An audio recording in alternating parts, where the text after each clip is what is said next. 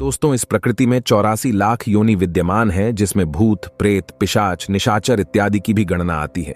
दोस्तों, भूत प्रेत की कुल 12 प्रजातियां होती हैं, जिसमें छलावा भूत, जिन, ब्रह्म राक्षस और ब्रह्म दैत्य ये सबसे ज्यादा शक्तिशाली और खूंखार होते हैं। लेकिन दोस्तों, मनुष्य के सामने ये सब मदारी के बंदर के समान है। मनुष्य चाहे तो मदारी के बंदर के समान इसको नाच नचा सकते हैं, इनकी ऐसी तैसी कर सकते हैं, लेकिन यह हमारा बड़प्पन है। हम इन्हें भूत प्रेतों को कुछ नहीं कहते। तो आज की वीडियो बहुत ही इंटरेस्टिंग, बहुत ही ज्ञान भरी और बहुत ही ज्यादा रोचक है। इसलिए सभी लोगों से प्रार्थना है, आज की इस वीडियो को आप लोगों को ध्यान से देखना है, जरा सा भी मिस नहीं करना है, क्योंकि आज की यह वीडियो देखने के बाद आप भूत प्रेत से नहीं डरेंगे, बल्कि भूत प्रेत आपसे डरना शुरू कर देंगे। दोस्तों, हमारे स्माइल फैमिली चैनल में आप लोगों को हम ऐसे दिव्य पेड़ पौधे एवं जड़ी बूटी की जानकारी भी सिखाते हैं, जिससे भूत प्रेत बहुत ही ज्यादा डरते हैं। तो चलिए, इस वीडियो को आप लोगों को ध्यान से देखना है। दोस्तों, आज की इस वीडियो में मैं आप लोगों को ऐसी जड़ और चमत्कारिक वस्तु के बारे में बताऊंगा, जिससे भूत प्रेत बहुत ही ज्यादा डरते हैं और इसे देख करके थर थर कांपते हैं, बहुत ही ज्यादा डरने लगते हैं। और इतना ही नहीं, इन वस्तुओं से जो मैं वस्तु बताऊंगा, इन वस्तुओं से तांत्रिक, मांत्रिक और ज्ञानी जन भूत प्रेतों को दंड देते हैं और बंधन में बांध करके कहीं पर गाड़ भी देते हैं। तो दोस्तों, वही जानकारी बताऊंगा जो मुझे गुरु परंपरा से प्राप्त है। आगे बढ़ने से पहले, जानकारी बताने से पहले बस आप लोगों से इतना निवेदन करना चाहूंगा, वीडियो जरा सी भी मिस मत करना, शुरू से लेकर के आखिरी तक देखना। यह जानकारी आपको आगे जीवन में बहुत काम आएगी। और हां दोस्तों, अभी तक वीडियो को लाइक नहीं किए हैं तो वीडियो को लाइक कर चैनल को सब्सक्राइब कर लेना और कमेंट बॉक्स में जय श्री राम, जय हनुमान जरूर लिखना। दोस्तों, मनुष्य जो है 5 तत्वों के भौतिक शरीर में विद्यमान है। मनुष्य का जो शरीर है दोस्तों 5 तत्वों से बना हुआ है और 3 तत्वों से भूत बना होता है। दोस्तों, जो भूत प्रेत है ये 3 तत्वों से बना होता है। तो दोस्तों, मनुष्य मरने के बाद सर्वप्रथम प्रेत योनि में जाता है और प्रेत योनि का मोक्षीकरण जब होता है तो वह पितृलोक जाकर के पितृ रूप धारण करता है। इसके बाद ही आत्मा को सदगति और दुर्गति प्राप्त होती है। तो दोस्तों, जब भूत 3 तत्व से बना है और आप 5 तत्वों से बने हैं, दोस्तों कहीं ना कहीं वो हमसे 2 तत्वों से कम हैं, तो हमें उनसे डरना नहीं चाहिए, बल्कि उन्हें हमसे डरना चाहिए। दोस्तों, मैं आप लोगों को इसलिए गुप्त बात भी बता दे रहा हूं कि कितने तत्वों का बना है, ये क्या होता है, ताकि ये बेसिक जानकारी आपको रहे। ये सब इसलिए बता देता हूं ताकि बेसिक नॉलेज आपको आगे जीवन में काम आएगी।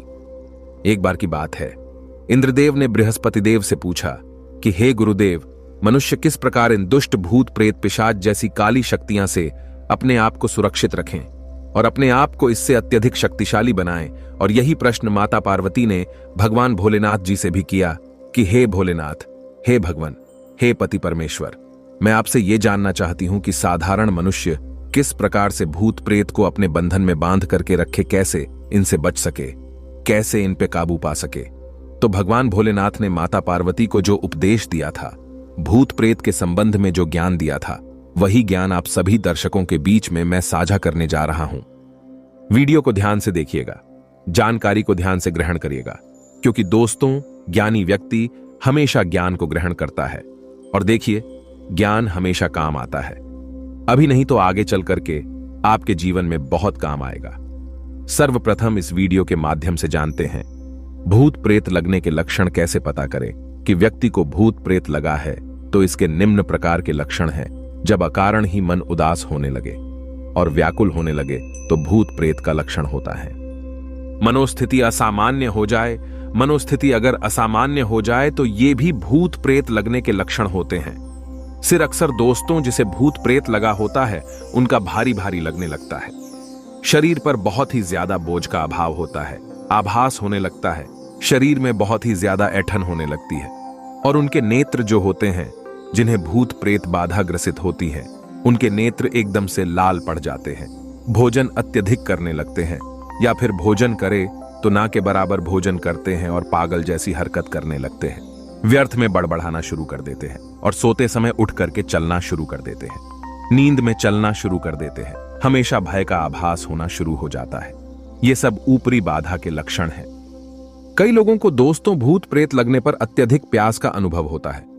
आपने देखा होगा जिन्हें भूत प्रेत लगा होता है वो अत्यधिक पानी मांगते हैं, अत्यधिक पानी पीने की कोशिश करते हैं, खूब ढेर सारा पानी भी पी लेते हैं। गला बहुत ही ज्यादा सूखता है क्योंकि दोस्तों भूत प्रेत अतृप्त आत्मा होती है और इन्हें जो देवगढ़ है इन्हें पानी से वंचित रखा गया है। इसलिए इस प्रकार के दंड को भोगता हुआ जब किसी को अकारण पकड़ ले तो जल की कामना करते हैं। अब पता करते हैं कि कैसे पता करें कि वास्तव में भूत प्रेत लगा है। इनके हम 3 लक्षण बता रहे हैं।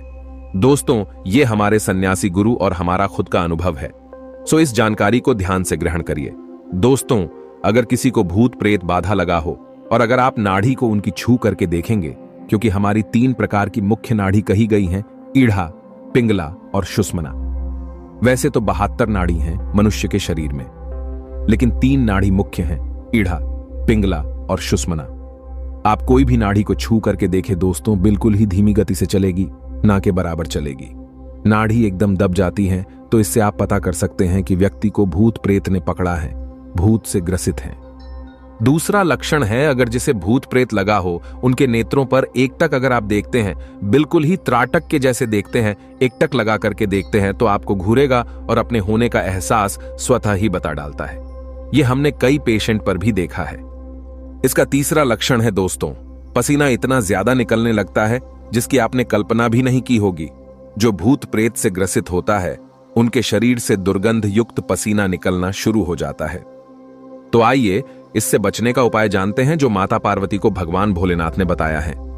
साथ ही साथ 2 से 3 जानकारी मुझे गुरुओं से जो प्राप्त है वो जानकारी भी बता डालूंगा, सो ध्यान से सुनो। भगवान ने माता पार्वती को कहा, भगवान भोलेनाथ ने, कि जो मनुष्य किसी भी सात्विक मंत्र का जाप करता है, चाहे वह मंत्र हनुमान जी का हो, राम जी का हो, दुर्गा जी का हो, भोलेनाथ जी का हो, राम जी का हो, जो मनुष्य किसी भी देव स्वरूप देवी देवताओं के सात्विक मंत्र का जाप करता है उसे भूत प्रेत बाधा कभी नहीं सताती और कोई भी पवित्र मंत्र का जाप कर सकते हैं। उससे हे पार्वती वह मनुष्य सुरक्षित रहता है, क्योंकि मंत्र की ऊर्जा प्रबल होती है। मंत्र से मनुष्य के शरीर में और मंडल का निर्माण होता है और मंडल से शक्ति पुंज का निर्माण होता है, जिससे मनुष्य हमेशा सुरक्षित रहता है। भूत प्रेत से बचने का दूसरा उपाय सुनिए दोस्तों। भूत प्रेत भगाने के लिए भूतनाशक औषधि आती हैं। आप इसे गूगल पे चाहे तो सर्च करके देख सकते हैं।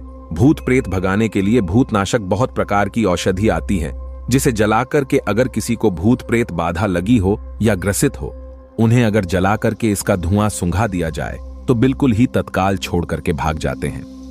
अब तीसरा लक्षण सुनिए जो माता पार्वती को भगवान भोलेनाथ ने बताया है। सभी मनुष्य को इस जानकारी को जरूर धारण करना चाहिए। माता पार्वती से भगवान भोलेनाथ कहते हैं कि हे पार्वती, जो मनुष्य तुलसी की जड़ अपने गले में धारण करता है उसे भूत प्रेत और ऊपरी बाधा नहीं सताती, बल्कि उसे देख करके और भी डरता है, घबराता है। क्योंकि दोस्तों तुलसी की जड़ कोई साधारण जड़ नहीं। तुलसी की जड़ धारण करने से व्यक्ति की ओज और तेज ये बढ़ जाता है, और जिस व्यक्ति की ओज और तेज अर्थात व्यक्ति ओज से और तेज से संपन्न हो, ऐसे व्यक्ति से भूत प्रेत स्वतः ही डरते हैं। और एक रिसर्च के अनुसार 20 फीट के दायरे तक अगर कोई व्यक्ति तुलसी की माला पहने हो और अगर सात्विक हो और अगर वह तुलसी के माला धारण किया है तो 20 फीट के दायरे तक भूत प्रेत या फिर पतित आत्मा नहीं भटकती आने की कोशिश करे तो इसके प्रभाव से वो भस्म हो जाएगी। इसके बाद दोस्तों चौथा उपाय सुनिए जो कि भूत प्रेत भगाने की रामबाण औषधि है। दोस्तों सफेद मदार की जड़, एक संत महात्मा ने हमें बताया कि सफेद मदार की जड़ भूत प्रेत और ऊपरी हवा का काल है। किसी भी प्रकार का भूत प्रेत क्यों ना हो, कितना भी खतरनाक भूत प्रेत क्यों ना हो, कितना भी खूंखार भूत प्रेत क्यों ना हो, अगर व्यक्ति सफेद मदार की जड़ रवि पुष्य नक्षत्र में या फिर गणेश चतुर्थी के दिन धारण कर ले या फिर होली, दीपावली या फिर ग्रहण काल में धारण कर ले तो सभी प्रकार के भूत प्रेत बाधा से वह व्यक्ति बचा रहता है। और ये सब भूत प्रेत उन्हें देख करके डरते हैं। सफेद मदार की जड़ आप अपनी सुरक्षा के लिए ताबीज में डाल करके अवश्य धारण करें। सभी प्रकार की ये बाधा एवं जो घटना उससे आपको बचाएंगे और ये सुरक्षा प्रदान करेंगे। इसके बाद दोस्तों पांचवा जो उपाय है भूत प्रेत से बचने का, ये रामबाण उपाय है। भगवान शंकर ने माता पार्वती को काकचंडी प्रकल्प तंत्र में, वनस्पति शास्त्र में और तंत्र शास्त्र में इसके बारे में उल्लेख किया है। निर्गुंडी की जड़, निर्गुंडी की जो जड़ है भूत प्रेत की काल है।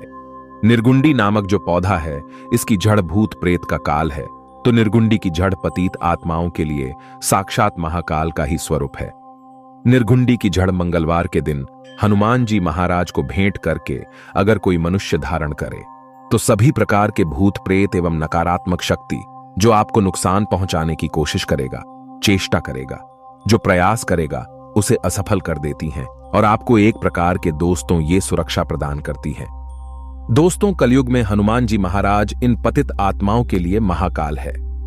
हनुमान जी के स्मरण मात्र से ये सब जितने भी पतित आत्मा है, भूत प्रेत पिशाच है, निशाचर है, ये सब छूमंतर हो जाते हैं। लेकिन अगर पतित आत्मा हनुमान जी की भक्त हो, हनुमान जी की साधक हो, या फिर दुर्घटनावश ऐसे साधक जो कि हनुमान जी महाराज के बहुत बड़े भक्त थे, अगर उनकी मृत्यु हो गई है और आप दोस्तों हनुमान जी का नाम लेकर के उन्हें भगाने की कोशिश करेंगे, हनुमान चालीसा बजरंग बाण का पाठ करेंगे, तो हनुमान जी महाराज उन्हें दंडित नहीं करेंगे। हनुमान जी महाराज, क्योंकि वो भी आपसे पहले उनके भक्त थे, तो दंडित नहीं करते। तो ऐसे भूत प्रेत से बचने के लिए, क्योंकि इस प्रकार के भूत प्रेत बहुत ही ज्यादा खतरनाक और विकराल होते हैं, तो हमारे गुरु ने इनसे बचने के उपाय भी बताया था। ऐसे भूतों से अपनी सुरक्षा के लिए आप जो है तुलसी की माला, रुद्राक्ष की माला, बेल की माला, बैजयंती की माला इत्यादि जो पवित्र माला कही गई हैं, अवश्य अपने गले में धारण करें। मैं आप लोगों को पहले ही बताया हूं कि दोस्तों, जो दिव्य औषधि हैं, दिव्य पौधे हैं, जो इनकी माला धारण करने से मनुष्य का जो मन पवित्र होता है, तन पवित्र होता है और मंडल का विकास होता है, ऊर्जा पुंज हमारे शरीर में इकट्ठा होने लगता है। इसी के साथ दोस्तों, पारद गुटिका नाम की एक बटी आती है जो पारा से निर्मित होती है। तो पारद गुटिका को जो मनुष्य धारण करता है या रखता है, उसे ये निशाचर जितनी भी शक्ति है, निशाचर शक्ति, भूत प्रेत की शक्ति, ये सब घबराते हैं, डरते हैं। पारद गुटिका साक्षात भोलेनाथ का ही स्वरूप है। भगवान भोलेनाथ का ही ये कहा जाए तो पारा को शंकर जी का वीरा कहा जाता है और ये गुटिका आपको पूजन पाठ की दुकान पे मिल जाएगी। जो मनुष्य पारद गुटिका धारण करता है, उसे सभी प्रकार की बाधा है या सभी प्रकार की जो घटना, उससे वो व्यक्ति सुरक्षित रहता है। कोई भी भूत प्रेत पिशाच निशाचर उनका बाल भी बांका नहीं कर पाता है। तो इस प्रकार की नकारात्मक शक्ति से बचने के लिए स्वयं ये गुटिका आप धारण कर सकते हैं।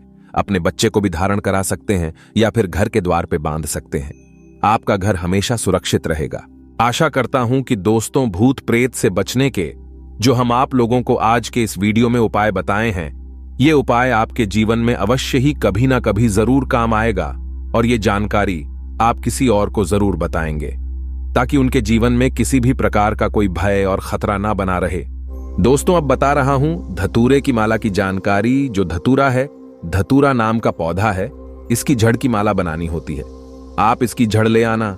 धतूरे की जड़ की माला नहीं बनाना चाहते हैं तो इसकी जो शाखा होती है, जो इसका तना होता है, इसे छोटा छोटा काट करके आप इसकी जो है माला पिरो सकते हैं।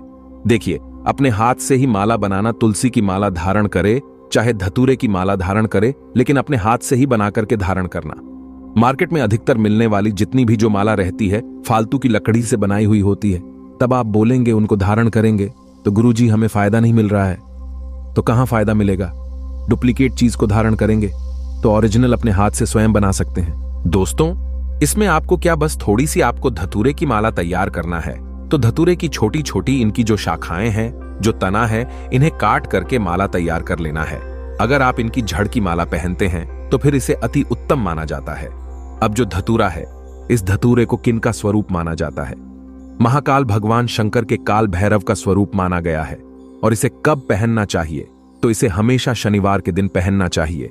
और इस धतूरे का जो डंठल है, इनको माला बनाकर के एक प्रकार की आपको तैयार करनी है, पिरो करके माला तैयार करनी है और आपको इसे धारण करना है शनिवार के दिन। अब इसे किस प्रकार से धारण करना होता है? तो इसे सर्वप्रथम तो भगवान शंकर को पहना देना होता है। जा करके आप जो है इसे गंगा जल के छींटे मार दीजिए।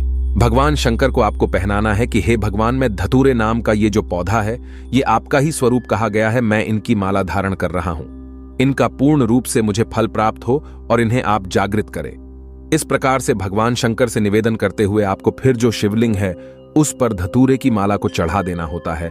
चढ़ाने पर ओम नमः शिवाय 108 बार पढ़ लेना। कोई भी व्यक्ति ओम नमः शिवाय 108 बार पढ़ सकते हैं और सोमवार के किसी भी टाइम में भगवान शंकर को चढ़ा देना। दोस्तों, इसके बाद इसे किस दिन धारण करना होता है? तो सोमवार को इसे चढ़ाने के बाद फिर बुधवार को धारण करना होता है। मंगलवार के दिन धारण मत करना, क्योंकि मंगल का जो स्वरूप है वो उग्र है। अगर आप मंगलवार के दिन इसे धारण करेंगे तो शरीर में उग्रता आती है। तो एक काम करना, सोमवार के दिन भगवान शंकर को इसे चढ़ाना है, और आप चाहते हो तो इसे चढ़ाने के 3 घंटे तक भगवान शंकर जी की शिवलिंग में चढ़े रहने देना है। फिर आप धारण कर सकते हैं। और अगर आप इसे दिन भर रात भर 24 घंटे के लिए रखते हैं और इसे बुधवार के दिन धारण करते हैं तो फिर इसे अति उत्तम कहा गया है। अब इसके फायदे सुन लीजिए। तो जिन्हें मृत्यु का भय रहता है, जो कि जैसे गाड़ी वगैरह चलाते हैं, ड्राइवर वर्ग के लोग हैं, या फिर जो लोग जैसे मृत्यु के भय से परेशान हैं, दुर्घटना से परेशान रहते हैं, ऐसे व्यक्ति अगर धतूरे की जो माला धारण करते हैं तो ये मृत्यु भय को समाप्त कर देती है। अगर आपको बड़ी दुर्घटना की आशंका या फिर जिनके साथ दुर्घटना हो चुकी हो, ऐसे व्यक्ति अगर आने वाले भविष्य में दुर्घटना से बचना चाहते हैं तो ऐसे व्यक्ति जो है धतूरे की माला धारण कर सकते हैं। धतूरे की माला धारण करने के बाद कभी भी अकाल मृत्यु व्यक्ति की नहीं होती, क्योंकि इसे महाकाल का स्वरूप कहा गया है। स्वयं आपने महाकाल को धारण किया है, और अधिकतर यह भी देखा गया है जो रुद्राक्ष की माला है उसे भी एक मुखी रुद्राक्ष को धारण करने के बाद भी कभी भी अकाल मृत्यु और दुर्घटना नहीं होती। दोस्तों, बहुत से लोग आप में से कमेंट करते हैं, गुरुजी हम तंत्र बाधा से परेशान रहते हैं, इससे मुक्ति कैसे पाएं? तो इससे मुक्ति पाने के लिए धतूरे की जो माला है इसे जरूर धारण करें। धतूरे की माला पहनने के बाद तंत्र बाधा बिल्कुल ही नहीं सताती। तंत्र बाधा नहीं लगती, ये कोसों दूर रहती हैं। बहुत से लोग बोलते हैं, गुरुजी हमें शत्रु परास्त करना है, क्या करें? तो शत्रु परास्त करने के लिए भी जो धतूरा हैं इनकी माला पहन सकते हैं। आपके शत्रु हमेशा पराजित रहेंगे। बहुत से लोगों को शत्रु सताते हैं ना। अगर आप चाहते हैं कि आपके शत्रु हमेशा आपसे परास्त होते रहे तो धतूरे की जो झड़ की माला है ये बिल्कुल ही आप धारण करें। राजनीतिक वर्ग से जो लोग जुड़े हैं, विजय प्राप्त करना चाहते हैं, ऐसे व्यक्ति भी धतूरे के झड़ की माला धारण करें। धतूरे की माला पहने राजनीतिक क्षेत्र में आपको सफलता मिलेगी। जहां भी आप जाएंगे आपको तरक्की मिलेगी। कभी भी आपको कोई पराजित नहीं कर पाएगा। आप हमेशा अपराजित रहेंगे। दोस्तों, शनि पीढ़ा से जो लोग छुटकारा पाना चाहते हैं, शनि की 7.5 है, अढ़ैया है, पौनी दशा लगी है, पौनी की किसी भी प्रकार की शनि की जो दशा लगी है, आप इनसे छुटकारा पाना चाहते हैं, क्योंकि शनि के कारण ही हमारे जीवन में बर्बादी आती है।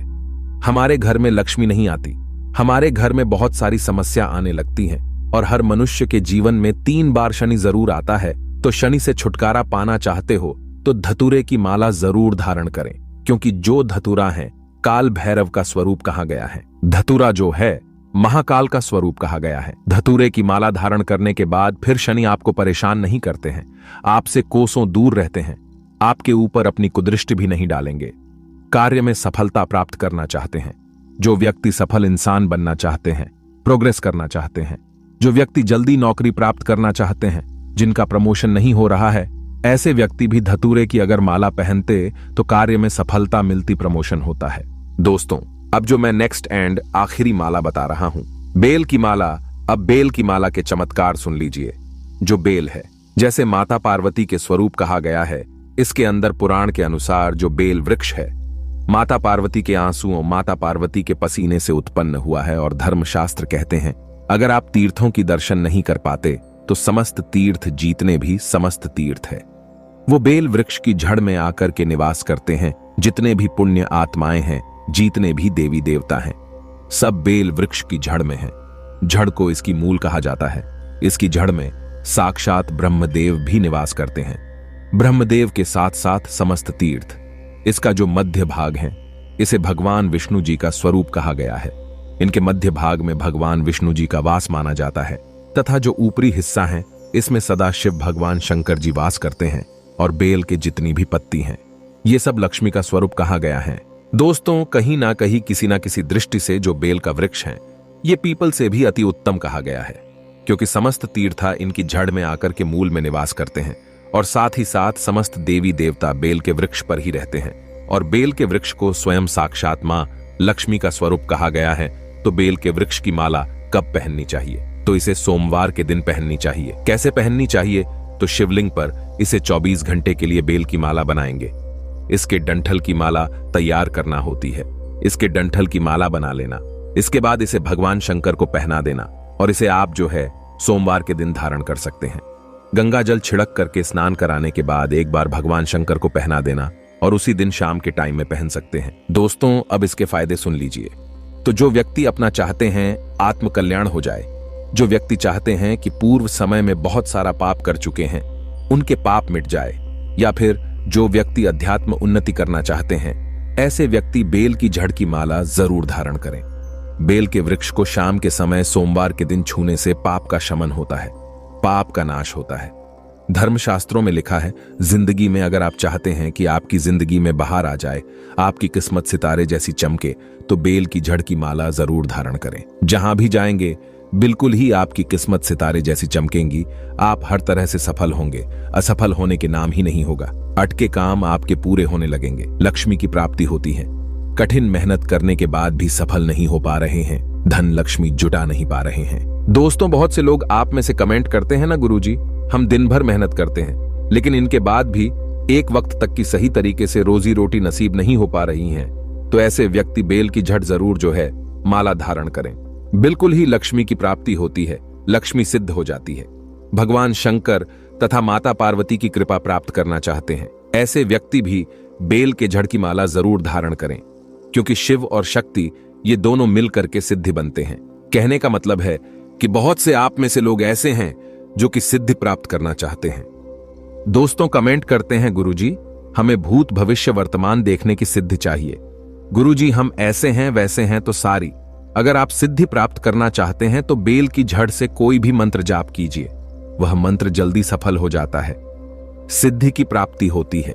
मोक्ष की प्राप्ति करने के लिए भी बेल की माला पहन सकते हैं। ऐसा देखा गया है, जो व्यक्ति बेल की माला धारण करे हुए होते हैं, ऐसे व्यक्ति की अगर मृत्यु हो जाए तो मोक्ष की प्राप्ति होती है। ऐसे व्यक्ति कभी नरक में नहीं जाते। दोस्तों, साथ ही साथ जो व्यक्ति रुद्राक्ष भी पहने होते हैं, ऐसे व्यक्ति भी मरने के बाद कभी भी रुद्राक्ष ले लीजिए, चाहे तुलसी माला ले लीजिए, चाहे आप जो है बेल की माला ले लीजिए।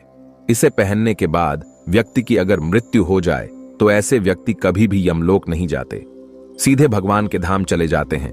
तो आशा करता हूं कि मैं तीनों जो माला के बारे में बताया हूं, ये तीनों में से कोई भी एक माला जरूर पहने। ये तीनों माला दिव्य माला कही गई हैं। ये अध्यात्म उन्नति आपकी कराएंगी, आपकी किस्मत के जो बंद किस्मत के दरवाजे हैं उसे खोलेंगी और आपके जीवन में एक ऐसा परिवर्तन ला देंगी, एक ऐसी सफलता ला देंगी जिसके आप कल्पना नहीं कर सकते। अपने अध्यात्म उन्नति करने के लिए, स्वयं का कल्याण करने के लिए ये माला अवश्य धारण करें। तो आज की वीडियो में बताई गई जानकारी कैसी लगी हमें कमेंट सेक्शन में जरूर बताना। आज की जानकारी यहीं पर समाप्त करता हूं। दर्शकों, वीडियो देखने के लिए धन्यवाद और लाइक जरूर करें।